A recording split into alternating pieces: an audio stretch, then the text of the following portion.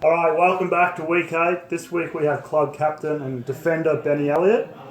All right, first give us a background on your playing career and how you ended up at Barton. Okay, so I actually started playing rugby.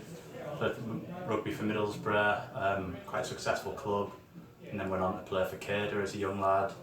And again, we were very successful against rivals, against another top team, and we went on to get some good honours, and we're always challenging for the top of the league and stuff. So that was a good start.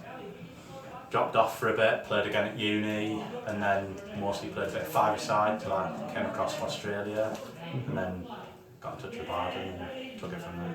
Nice. Now you're a busy man on and off the field. You're a regular on the first team, you're on the beer committee, in the leadership group, and also club captain. Can you explain a couple of those roles you do at the club? Yeah, so I guess club captain, it's all about, I guess the culture is a big thing here, so it's about really trying to embody that and, certainly that connection between the city sides and the capital sides, make sure that doesn't fracture, keep it all a big cohesive team. Make sure that we get the balance right between, social and when it needs to be serious, and just try and lead by example really. Be a committee, BBC was started last season, sort of as a bit of a joke, be us out of an esky, and it's grown like, our success has, and like, the culture has grown, and now, it's a good thing for the club, and we through that managed to do some good things with the funds that we raise. Nice.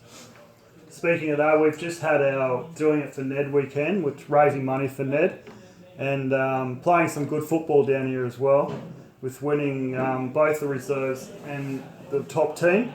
Obviously now we're pushing up that table as top 4, what you guys got in mind, and finals again at the end of the year. So it has to be now really. So after the last 2 results, beating Ridge Hills and then Maroondew, which were arguably our relegation rivals, now rather than looking down the field, we're looking up the field, and it's so tight in there that there's only a few points between us and finals football. So I think all the boys are and should be looking towards another season of finals football, both in the reserves and the top team. Now, you mentioned your boyhood club, Middlesbrough, back in the UK, back in the Premier League. So does that mean a lot of late nights and early mornings watching every game? It certainly did. With the last season with the playoff final where we just got pipped by Norwich, that was a late finish, and I'll be looking to watch Match of the Day every week at the very least, and when the games are on live back home, I'll be looking to stream them or watch them in the pub or Now you've had a lot of work with top team head coach David Bounds. Explain what he brings to the club, again both on and off the field. I mean, for me, Dave's just a leader. He's inspirational, and the boys just get around him. Just when he speaks, the boys listen. He inspires us. He makes good calls tactically. Great banter off the field. I think of him as a really good mate as well. And when he's not there on some weekends, I think we do suffer a bit for it because he's such a big character, and the boys take so much from him. Nice.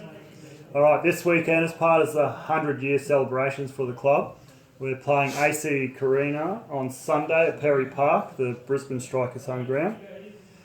Now, you won't just be wearing a shirt representing your first team. You're going to be representing all the players and all the supporters and all the old boys that play for Barton Latrobe. So, what does that mean to you and this team?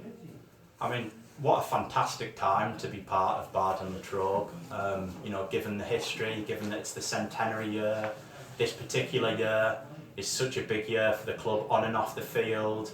Lots of the blobs are coming back, and all the old guard who maybe have walked away from the club for a few years because basically senior football was extinct for a number of years, and it's coming back now. Last year won the Premiership, won 2 grand finals. We're looking to do the same again. This Perry Park fixture, 5,000 capacity, absolutely fantastic. Hoping for a big crowd. Should be a good occasion. Nice.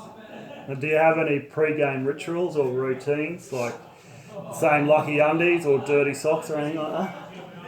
I certainly always wear my Y-bobs, yeah. And then, I try and get like a good omelette in, fully loaded, a few hours before, and then something light, maybe some peanut butter on toast and a banana a couple of hours out, and then hit my energy bars and things, and half-time banana and stuff, keep the energy up. Now you're considered to be one of the jokers around the club. Who would you say is the biggest joker amongst the squad? Oh, that's a good question. I think there's a few lads who are really good value for money. For me, maybe I can really see where Bishop is coming through, and he's actually matured a lot now, and he's becoming a real leader, and somebody the boys can look up to, and he's returned all that good humour too. So he's becoming quite a well-rounded character, and he's a welcome addition to the club. Absolutely. Yeah. All right, last question. The Euro Cup's on now in France. Just give us a quick insight. Who do you think's going to win and why, and who's got the best team? It's certainly hard to look past Germany, but the Italians have a knack of getting a result when they maybe don't deserve to. I still think England can do something this tournament. The Spanish. There's a lot of teams that could. If I had to take a bet, I'd probably have to go for the Germans, unfortunately. Yeah. It's tough to say. You go one like that. All right, thanks a lot, and as again, great. Good luck on the weekend and for the rest of the season. Yeah, thanks, Cheers.